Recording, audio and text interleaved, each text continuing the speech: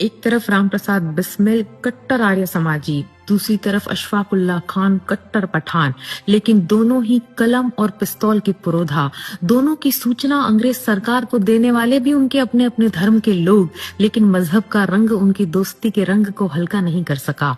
दोनों ही इस भाव को जीते थे कि ए अहले वतन कह दो एक जबान होकर, हिंदुस्तान रहेगा हिंदुस्तान होकर, एक दूसरे के प्रति अटल विश्वास, अगाध प्रीति। काकोरी कांड का जब जजमेंट आया तो कृपाशंकर हजेला अशफाक उल्लाह खान का केस लड़ रहे थे, तो उनसे जाकर कहा कि यदि आप इकबाल कर लें यानी माफी मांग लें तो हो सकता है कि आपको कुछ रियायत मिल जाए।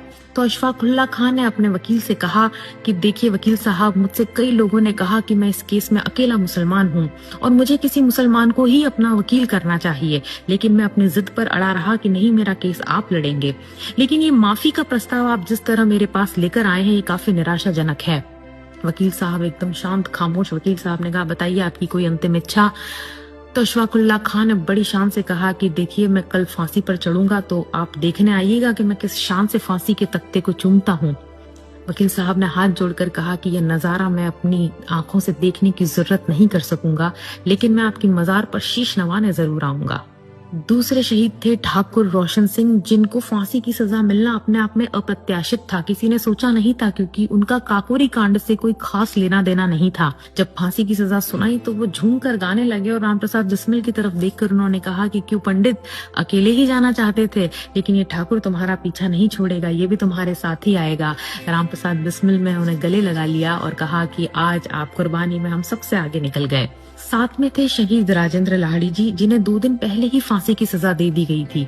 फांसी के दिन तक वो कसरत करते रहे तो उनसे जेलर ने पूछा कि अब तो फांसी होने वाली है, कसरत क्यों करते हो? तो उन्होंने कहा कि मुझे पुनर्जन्म में विश्वास है और कसरत तो इसलिए करता हूँ कि जब पुनर्जन्म होगा तो भी मैं ऐसा बलिष्ठ होकर आऊंगा और उस समय ब्रिटिश साम्राज्य को खाक में मिला दूंगा। अशफाक उल्लाह खान अपनी डायरी में लिखते हैं कि ये वतनी मोहब्बत तेरी अदा ही इतनी निराली और अनोखी है, वरना ये आसान काम नहीं है कि सामने मौत को देखकर उसका मुकाबला करने के लिए कोई आदमी अपने आप को इतना खुशी से पेश कर दे। वो फांसी का फंदा चुमने से पहले एक शेर कहते हैं कि कुछ आरजू नहीं है आरजू तो ये है कि रख दे कोई जरा सी खाके वतन कफन में। आज ही के दिन इन चारों को काकोरी कांड में फांसी की सजा हुई थी।